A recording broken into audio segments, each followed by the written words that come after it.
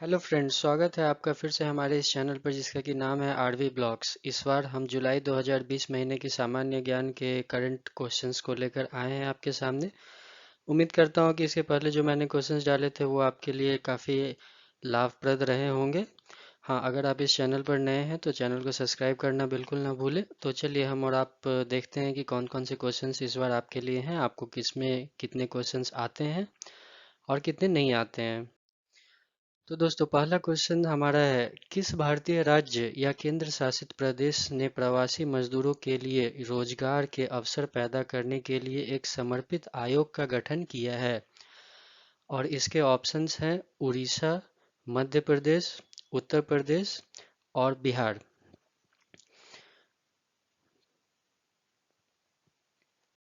तो दोस्तों, इसका सही उत्तर है मध्य प्रदेश। मध्य प्रदेश की राज्य सरकार ने प्रवासी मजदूरों के लिए रोजगार के अवसर पैदा करने के लिए एक समर्पित आयोग का गठन किया है। मध्य प्रदेश राज्य प्रवासी मजदूर आयोग MPSMLC के रूप में निर्मित, इसका उद्देश्य इन लोगों के लिए नौकरी का निर्माण करना है जो कोविड-19 प्रेरित लॉकडाउन के दौरान देश के अन्य हिस्से से लौटे हैं। राज्य सरकार आयोग के अध्यक्ष को नामांकित करेगी जो प्रवासी मजदूर के कल्याण के लिए उपाय सुझाएंगे। दोस्तों, दूसरा क्वेश्चन है, बीमा नियामक और विकास प्राधिकरण द्वारा बनाई गई कोविड-19 स्वास्थ्य नीति का नाम क्या है? और ऑप्शंस हैं कोरोना आरोग्य, कोरोना सरल, कोरोना प्रोटेक्ट या कोरोना कवच। इसका आप उत्तर सोच लें। तो दोस्तों, इसका सही उत्तर है कोरोना कवच।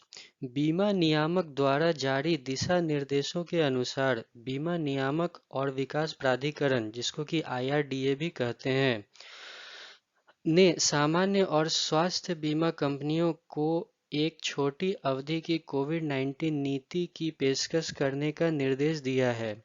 कोरोना कवच नीति के रूप में शामिल मानक स्वास्थ्य नीति की अवधि 3.5 महीने से 6.5 महीने और 9.5 महीने होगी। मतलब कि 3.5 महीने से 6.5 महीने का एक अवधि होगा और दूसरा अवधि 9.5 महीने का होगा।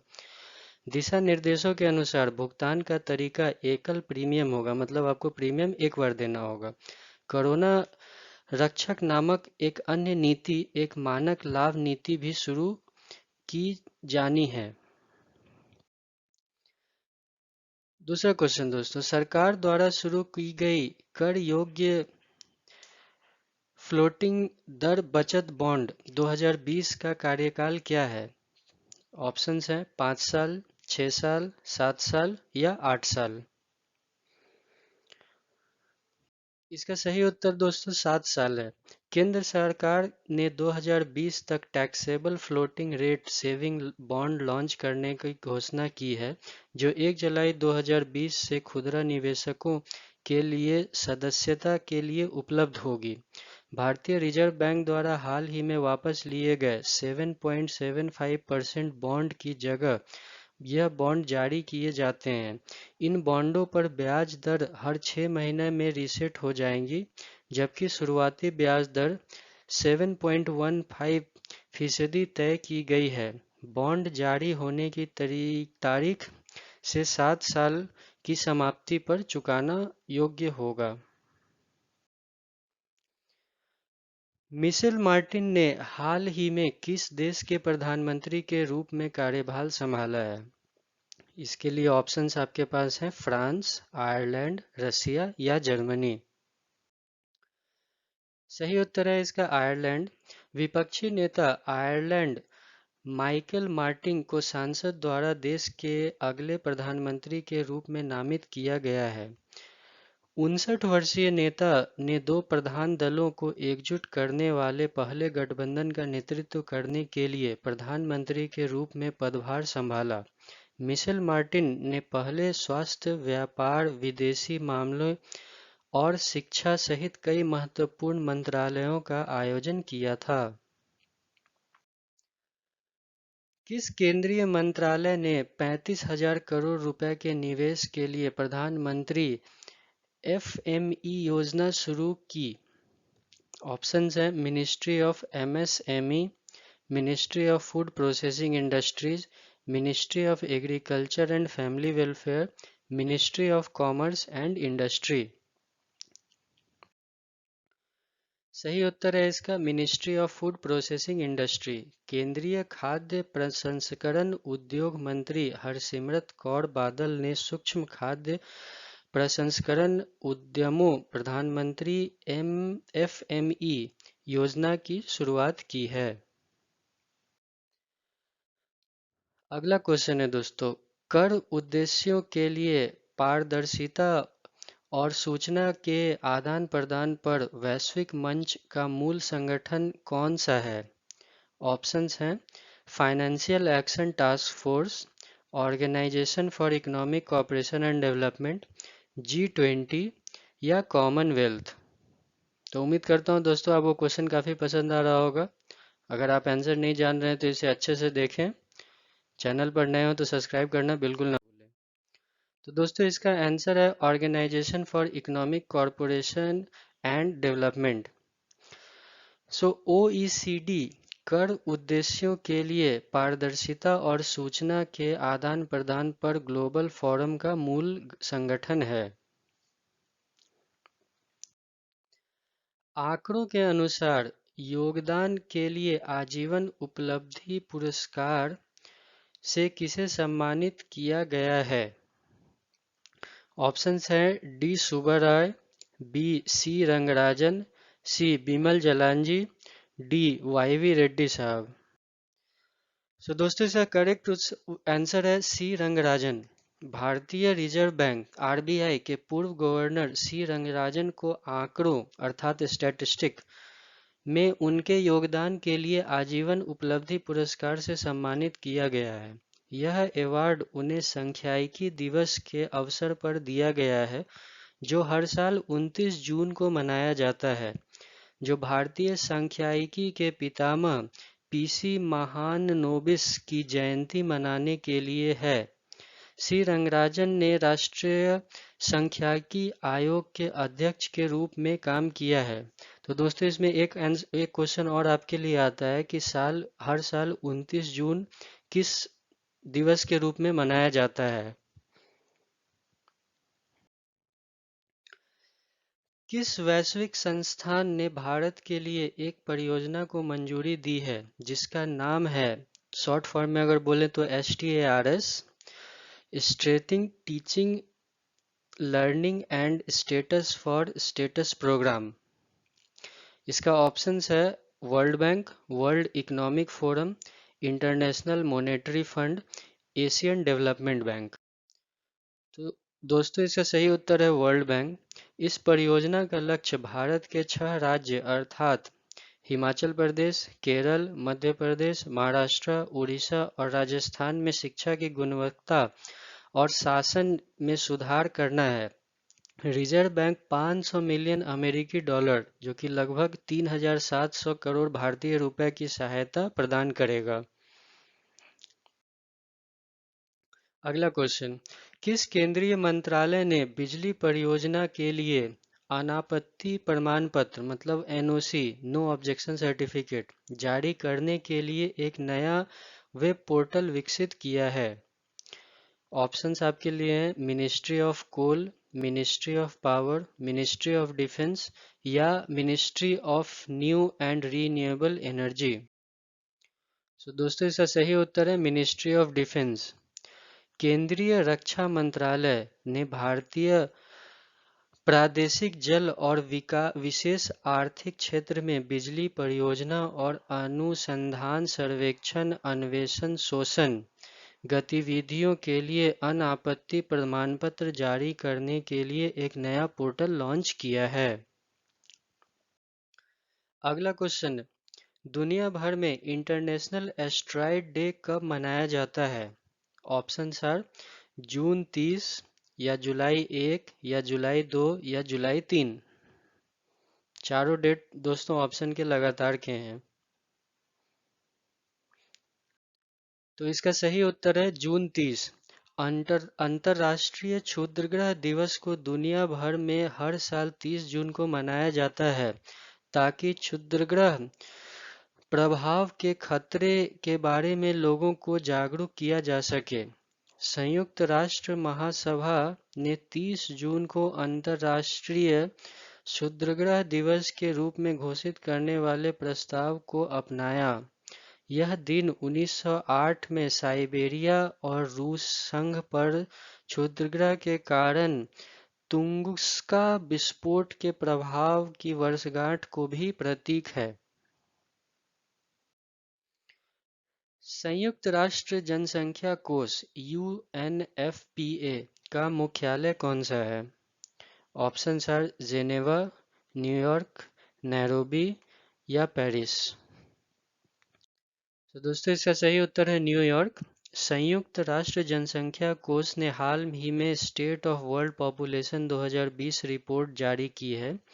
UNFPA न्यूयॉर्क में स्थित संयुक्त राष्ट्र की यौन और प्रजनन स्वास्थ्य एजेंसी है। रिपोर्ट के अनुसार लापता महिलाओं की संख्या पिछले 50 वर्षों में दोगुनी से अधिक हो गई है। 1970 में 61 मिलियन से बढ़कर 2020 में 142.6 मिलियन हो गई है। इसमें से भारत में दुनिया की 45.8 मिलियन महिलाएं गुम हैं, जो कि काफी बड़ा नंबर है। प्रधानमंत्री गरीब कल्याण अन्न योजना को किस महीने तक बढ़ाया है? अगस्त, सितंबर, अक्टूबर या नवंबर? दोस्तों सही उत्तर है नवंबर। प्रधानमंत्री नरेंद्र मोदी ने घोषणा की है कि प्रधानमंत्री गरीब कल्याण अन्न योजना नवंबर के अंत तक विस्तारित की जाएगी। इस योजना का उद्देश्य देश में 80 करोड़ से अधिक गरीब लोगों को मुफ्त अनाज प्रदान करना है। प्रधानमंत्री ने घोषणा की है कि प्रधानमंत्री गरीब कल्याण योजना के इस विस्तार में 90,000 करोड़ रुपए से अधिक खर्च किए जाएंगे। दोस्तों अगला क्वेश्चन है, फिशरीज एंड एक्वाकल्चर न्यूज़लेटर के पहले संस्करण का नाम क्या है जिसे हाल ही में लॉन्च किया गया था? एक्वा एडुकेयर, मत्स्य संपद, फिशरी एज एक्वा या मत्स्यावतार?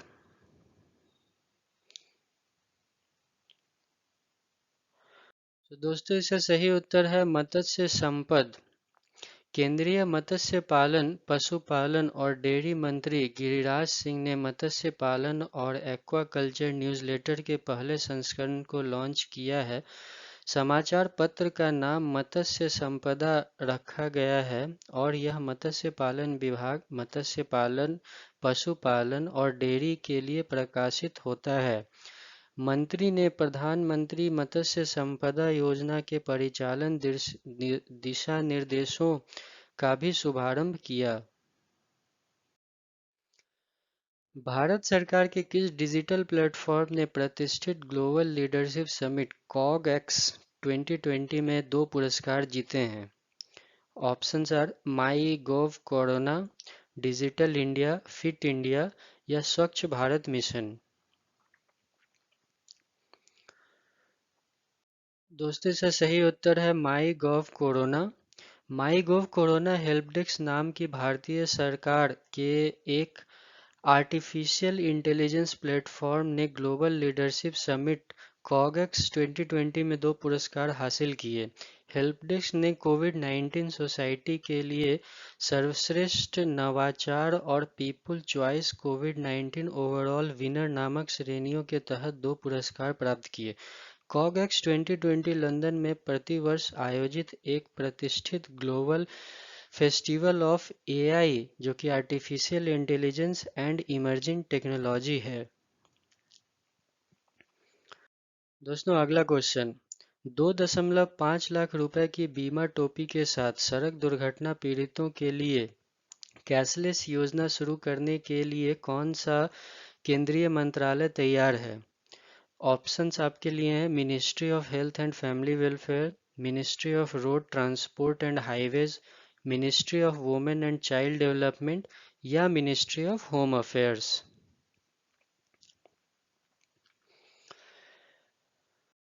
तो दोस्तों इसका सही उत्तर है ministry of road transport and highways.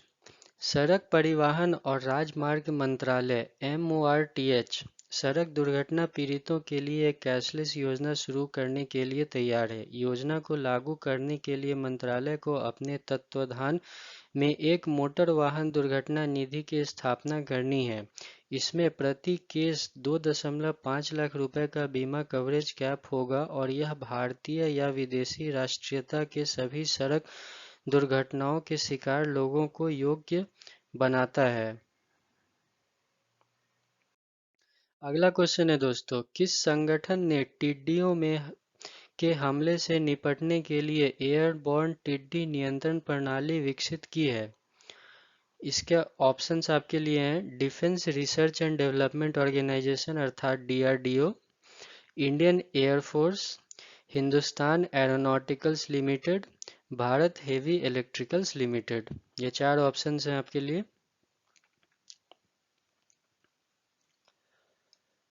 तो दोस्तों इसका सही उत्तर है इंडियन एयरफोर्स IAF। भारतीय वायु सेना ने टिड्डियों के हमले से निपटने के लिए Mi-17 हेलीकॉप्टर पर एक एयरबॉर्न टिड्डी नियंत्रण प्रणाली को सफलतापूर्वक डिजाइन और विकसित किया है। भारतीय वायु सेना द्वारा विकसित मिशन एक ही मिशन में 750 हेलीकॉप्टर प्रभावित भूमि पर कीटनाशक के छिड़काव में मदद कर सकती है। केंद्रीय कृषि मंत्री ने टिड्डी नियंत्रण के लिए भारतीय वायुसेना के हेलीकॉप्टर में तैनात करने के लिए यूनाइटेड किंगडम से 5 हवाई स्प्रे मशीनों के लिए भी आदेश दिया है। अगला क्वेश्चन है दोस्तों, संयुक्त राज्य अमेरिका ने विशेष स्थिति को समाप्त कर दिया है और किस देश को रक्षा निर्यात रोक दिया है?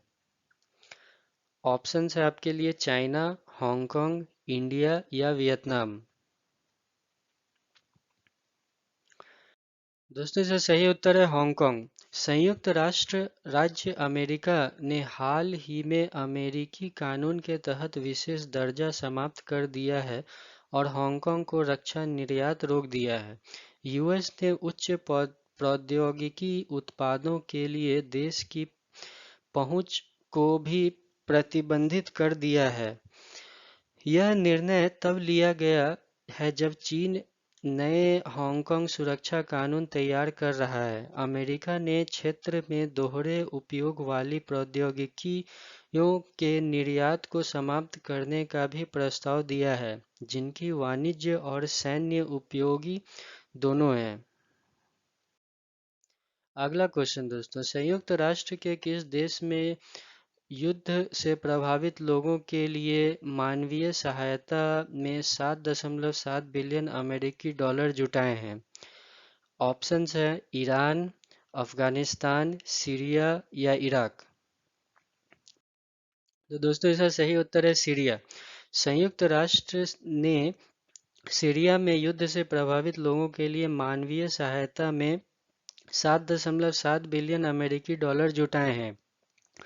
संयुक्त राष्ट्र ने सरकारी और गैर सरकारी एजेंसियों के साथ एक आभासी दाता सम्मेलन आयोजित किया था।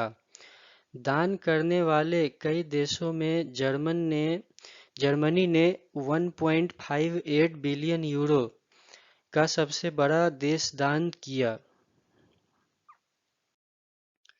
किस भारतीय संस्थान ने डेटा विज्ञान और प्रोग्रामिंग में दुनिया का पहला online bachelor of science degree launch किया है? इसके लिए ऑप्शंस हैं Indian Institute of Technology Madras, IIT Bombay, Indian Institute of Science या Indian Institute of Technology Guwahati. इसका सही उत्तर है दोस्तों Indian Institute of Technology IIT Madras. IIT Madras ने डेटा साइंस और प्रोग्रामिंग में दुनिया का पहला ऑनलाइन डिप्लोमा और bachelor of science degree launch किया है। पाठ्यक्रम की कोई आयु सीमा नहीं है और 12वीं कक्षा उत्तीर्ण कर चुके छात्र नामांकन कर सकते हैं। पाठ्यक्रम ऑनलाइन आयोजित किया जाएगा और इसकी परीक्षाएं ऑफलाइन मोड में आयोजित की जाएगी। पाठ्यक्रम में नीव, डिप्लोमा और डिग्री सहित 3 स्तर और इसे 6 सेमेस्टर में विभाजित किया गया है। अगला क्वेश्चन है दोस्तों, किस देश ने संवैधानिक संशोधन के लिए मतदान किया कि उसके राष्ट्रपति को 2036 तक सत्ता में बने रहने दें? इसके ऑप्शन हैं आपके लिए चाइना, नॉर्थ कोरिया, रसिया या न्यूजीलैंड। तो दोस्तों इसका सही उत्तर है रसिया। रूस ने ही हाल में संवैधानिक संशोधन पर एक राष्ट्रव्यापी जनमत संग्रह के लिए मतदान किया है, जिसमें रूसी राष्ट्रपति व्लादिमीर पुतिन की कार्यकाल सीमा में रीसेट शामिल है। 2024 में राष्ट्रपति पद समाप्त होने पर संशोधन ने उन्हें 2 और 6 वर्ष की शर्तें प्राप्त करने की अनुमति दी। प्रारंभिक परिणामों के अनुसार 76% से अधिक रूसियों ने संशोधनों का समर्थन करते हुए मतदान किया। पुतिन 2012 से राष्ट्रपति रहे हैं और संशोधन के अनुसार वो 2036 तक राष्ट्रपति बने रहेंगे। अगला क्वेश्चन है दोस्तों, कौन सा mutual fund house Bharat bond exchange traded fund का प्रबंधन करता है? SBI mutual fund, ICICI prudential mutual fund, Edelweiss mutual fund या कोटक महिंद्रा म्यूचुअल फंड? तो दोस्तों इसका सही उत्तर है Edelweiss mutual fund. Edelweiss asset management company Bharat bond अर्थात ईटीएफ का प्रबंधन करती है। इसने औपचारिक रूप से ईटीएफ की दूसरी श्रृंखला शुरू की है। दिसंबर 2019 के दौरान इसने पहली श्रृंखला शुरू की थी। इस किस्त के साथ फंड हाउस रिटेल और संस्थागत निवेशकों से 14,000 करोड़ रुपए तक जुटाना चाहता है। भारत बॉन्ड ईटीएफ सार्वजनिक क्षेत्र की कंपनियां के एएए रेटेड कागजात में निवेश करते हैं। अगला क्वेश्चन है दोस्तों, किस भारतीय राज्य ने कुत्ते की मांस की बिक्री और कुत्ते के व्यावसायिक आयात और व्यापार पर प्रतिबंध लगा दिया है? इसके ऑप्शंस हैं आपके पास आसाम, नागालैंड, अरुणाचल प्रदेश या गुजरात। तो दोस्तों इसका सही उत्तर है नागालैंड। नागालैंड की राज्य सरकार ने कुत्तों की मांस की बिक्री और कुत्ते के व्यावसायिक आयात और व्यापार पर प्रतिबंध लगा दिया है। कई पशु अधिकार कार्यकर्ता राज्य में कुत्ते की मांस की खपत का विरोध कर रहे हैं। इससे पहले दीमापुर का पशु बाजार, जो कुत्ते का मांस बेचता है, कई पशु कार्यकर्ता द्वारा उजागर किया गया था। पके और बिना पके हुए कुत्ते की मांस की बिक्री पर पूरी तरह से प्रतिबंध है। अगला क्वेश्चन है दोस्तों, किस देश में दुनिया की सबसे बड़ी हाथी की आबादी है? इसके लिए ऑप्शंस हैं आपके पास बोत्सवाना, जिम्बाब्वे, थाईलैंड या नामीबिया।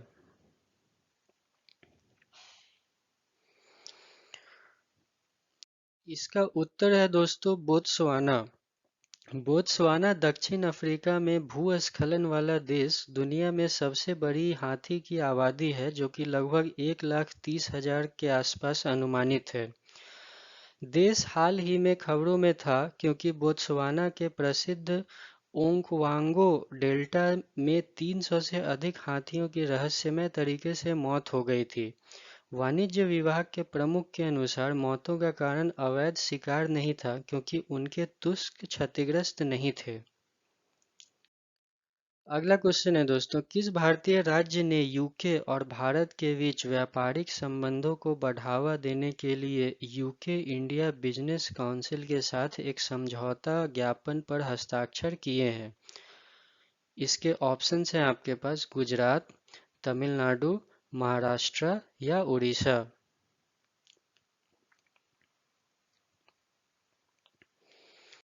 तो इसका सही उत्तर है दोस्तों महाराष्ट्र। महाराष्ट्र सरकार की औद्योगिक अवसंरचना विकास एजेंसी महाराष्ट्र औद्योगिक विकास निगम MIDC ने हाल ही में यूके इंडिया बिजनेस काउंसिल के साथ एक समझौता ज्ञापन पर हस्ताक्षर किए हैं। समझौते का लक्ष्य यूके और भारत के बीच स्थायी व्यापार संबंधों को बढ़ावा देना है। इससे राज्य को अपने कारोबार माहौल को विकसित करने और ब्रिटिश व्यवसाय के साथ अपने साधनों को बढ़ावा देने में मदद मिलेगी। 2020 के अंतर्राष्ट्रीय सहकारिता दिवस का विषय क्या है? दोस्तों, ये इस वीडियो का आखिरी प्रश्न है। इसका ऑप्शन है आपके लिए cooperatives for climate action, cooperatives and SDGs, cooperatives and their challenges, cooperatives across the globe। इसका सही उत्तर है दोस्तों कॉपरेटिव्स फॉर क्लाइमेट एक्शन। हर साल जुलाई के पहले शनिवार को अंतर्राष्ट्रीय सहकारिता दिवस मनाया जाता है। इस वर्ष यह 4 जुलाई 2020 को मनाया गया। 2020 के अंतर्राष्ट्रीय दिवस का theme corporate for climate action है। दिन का उद्देश्य सहकारी सहमतियों के बारे में जागरूकता पैदा करना और दुनिया के विकास के लिए सहकारी आंदोलन के योगदान को उजागर करना है। तो दोस्तों, उम्मीद करता हूँ कि आपको ये वीडियो काफ़ी पसंद आया होगा। क्वेश्चंस भी सारे करंट जुलाई महीने के हैं। और अगर आपको यह वीडियो काफ़ी पसंद, चैनल को सब्सक्राइब करना बिल्कुल ना भूलें। चैनल पर नए हों तो बेल आइकन को भी ज़रूर से दबाएं। वीडियो को अपने फ्रेंड्स एंड फैमिली के साथ शेयर करें। और भी मैंने कुछ वीडियोस डाल के रखे हैं जीके के लिए, अगर आप उसमें भी इंटरेस्टेड हैं और अगर आपको ये वीडियो पसंद आया तो उन वीडियोस को भी ज़रूर देखें। आपका नॉलेज बढ़ेगा दोस्तों, ताकि आने वाले एग्ज़ाम्स को आप अच्छे से क्लियर कर सकें। तो मैं आपसे फिर से विदा लेता हूँ। अगले सप्ताह फिर से आपके लिए कुछ नए क्वेश्चंस लेकर आऊँगा। तब तक के लिए अपना ध्यान रखें और वीडियो देखने के लिए धन्यवाद।